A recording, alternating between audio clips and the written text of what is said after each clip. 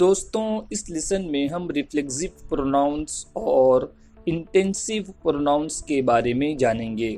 देखिए, reflexive pronouns और intensive pronounce का स्ट्रक्चर, उनकी शक्लें एक ही हैं।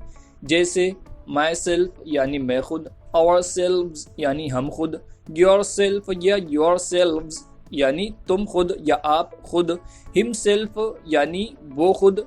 हिमसेल्फ मेल के लिए इस्तेमाल होता है, मुज़क्कर के लिए इस्तेमाल होता है, और हर सेल्फ यानी वो खुद, हर सेल्फ का इस्तेमाल मुअन्नस के लिए, फीमेल के लिए होगा। इट सेल्फ यानी ये खुद, इट सेल्फ का इस्तेमाल गैर जानदार चीज़ या एनिमल के लिए, जानवर के लिए होता है। जब दो या दो से ज़्यादा लोगों को डिनोट करना हो, बताना हो, तो हम देमसेल्व्स का इस्तेमाल करेंगे। तो ये तमाम रिफ्लेक्सिव प्रोनाउंस भी कहलाते हैं और इंटेंसिव प्रोनाउंस भी कहलाते हैं। अब हमें देखना ये है कि कब हम इन्हें रिफ्लेक्सिव प्रोनाउंस कहेंगे और कब इंटेंसिव प्रोनाउंस कहेंगे। तो ये बहुत आसान है, बस आप गौर से सुनते जाइए और जितनी भी चीज़ें स्क्रीन पर आ रही हैं इन्हें समझने की कोशिश कीजिए। इंशाअल्लाह आप बहुत आसानी से समझ जाएंगे। तो सबसे पहले हम रिफ्लेक्सिव प्रोनाउंस को देखते हैं और इसका इस्तेमाल देखते हैं कि कब ये तमाम प्रोनाउंस रिफ्लेक्सिव प्रोनाउंस कहलाएंगे और इनका अमल क्या है। जब सब्जेक्ट यानी फाइल ऑब्जेक्ट बन जाए तो उस वक्त हम रिफ्लेक्सिव प्रोनाउंस का इस्तेमाल करते हैं।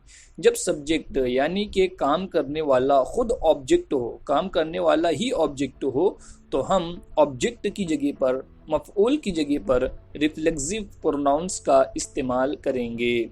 जैसे मिसाल के तौर पर, I saw myself in the mirror. I saw myself in the mirror.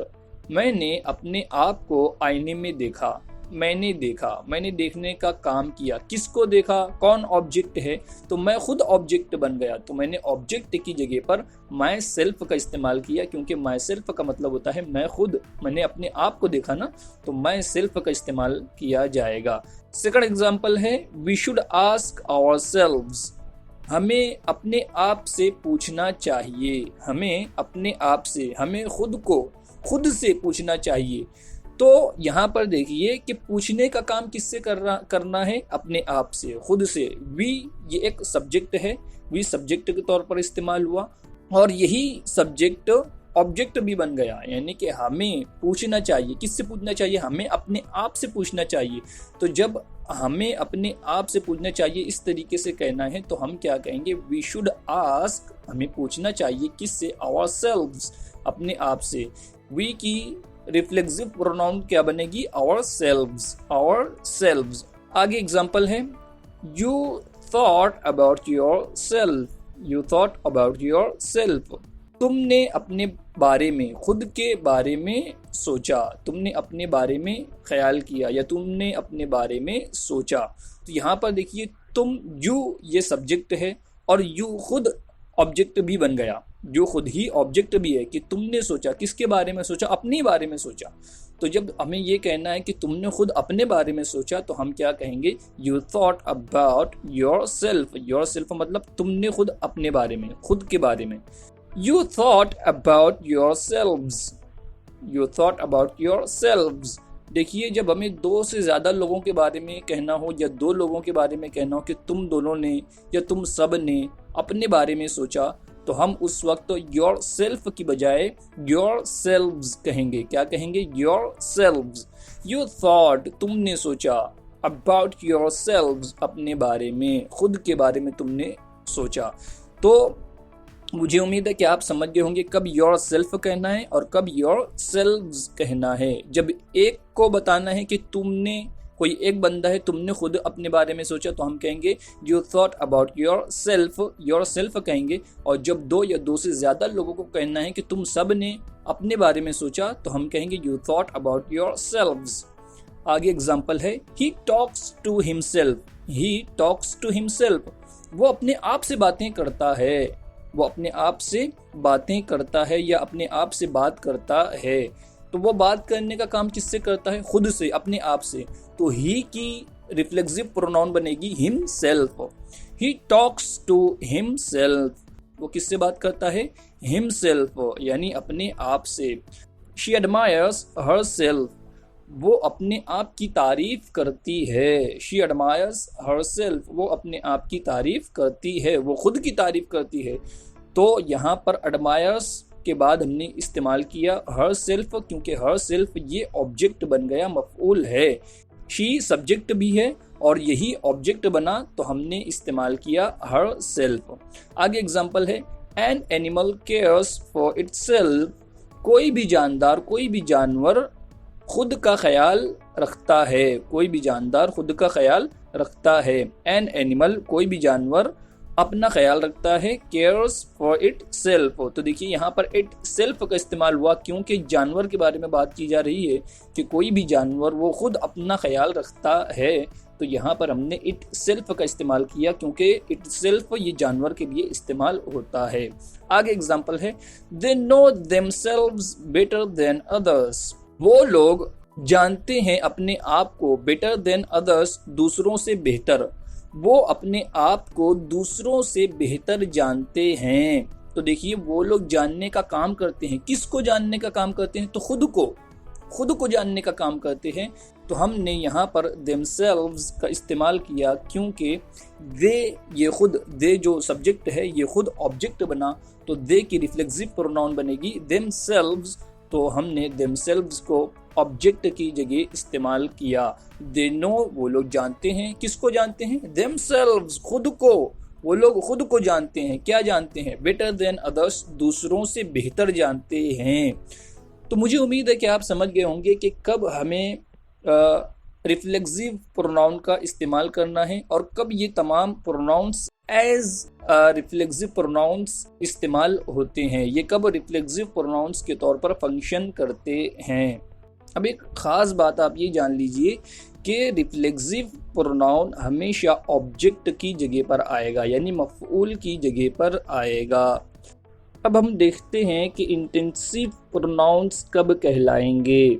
अभी तक कि हमने देखा कि myself, ourselves, yourself या yourselves, herself, himself, itself, themselves, ये तमाम कब रिफ्लेक्सिव प्रोनाउंस कहलाएंगे? जब सब्जेक्ट ही ऑब्जेक्ट बन जाए, तो उस वक्त ये तमाम रिफ्लेक्सिव प्रोनाउंस कहलाएंगे। अब हम ये देखेंगे कि कब इन्हें इंटेंसिव प्रोनाउंस कहेंगे।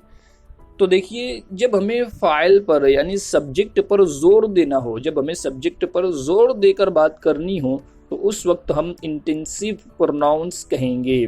सब्जेक्ट पर जोर देने का मतलब क्या? जब हमें ये कहना हो कि मैंने खुद ये काम किया, मैंने काम किया, ये भी ठीक है। और जब हमें ये कहना हो कि मैंने खुद ये काम किया, अब हमें जोर देना हो सब्जेक्ट पर कि ये काम मैंने ही किया या ये काम तुमने ही किया, या हमें ये कहना हो कि ये काम उसने ही किया, उसने खुद किया, इस तरीके से हमें कहना हो ये काम हमने खुद किया, हमने किया, हमने खुद किया। हमें जोर देना हो कि हमने खुद ये काम किया या तुमने खुद ये काम किया, उसने खुद ये काम किया।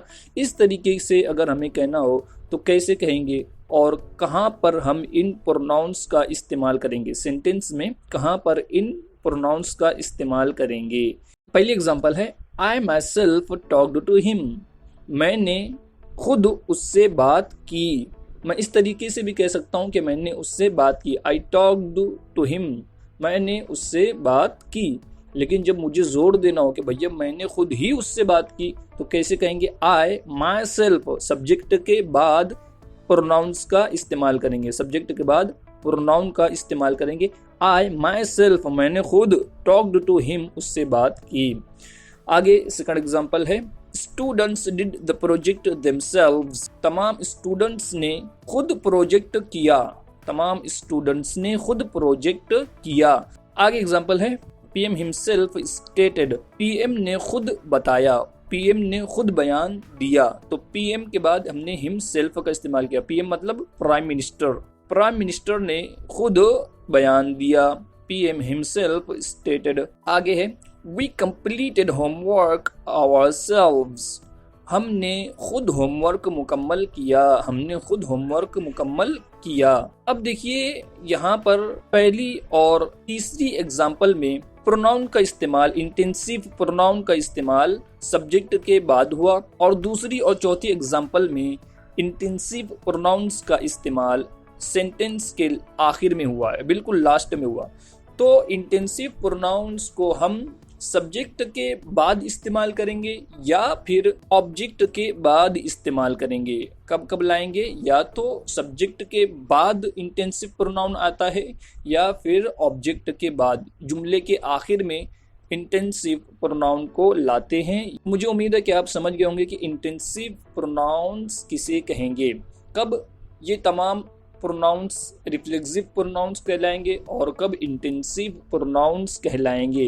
बिल्कुल आसान है। जब ये तमाम प्रोनाउंस यानी myself, ourselves, yourself या yourselves, herself, himself, itself, themselves, ये तमाम प्रोनाउन जब सब्जेक्ट ही ऑब्जेक्ट हो तो ये रिफ्लेक्सिव प्रोनाउन कहलाएंगे, और जब हमें सब्जेक्ट पर जोर देना हो, ताकीद पैदा करनी हो कि ये काम उसने खुद किया, ये काम तुमने खुद किया, ये काम मैंने खुद किया, इस तरीके से हमें कहना हो, तो उस वक्त ये तमाम प्रोनाउंस इंटेंसिव प्रोनाउंस कहलाएंगे। मुझे उम्मीद है कि आप समझ गए होंगे रिफ्लेक्सिव प्रोनाउंस किसे कहते हैं, इंटेंसिव प्रोनाउंस किसे कहते हैं, और रिफ्लेक्सिव प्रोनाउंस का काम क्या है, इंटेंसिव प्रोनाउंस का काम क्या है, और ये जुमले में कब इस्तेमाल किए जाएंगे। अब आपका होमवर्क ये है कि आप खुद इस तरीके के जुमले बनाइए और कमेंट कीजिए। फिर मिलते हैं अगले लेसन में। हमारे चैनल जहांगीर एकेडमी को लाजमी सब्सक्राइब कीजिए।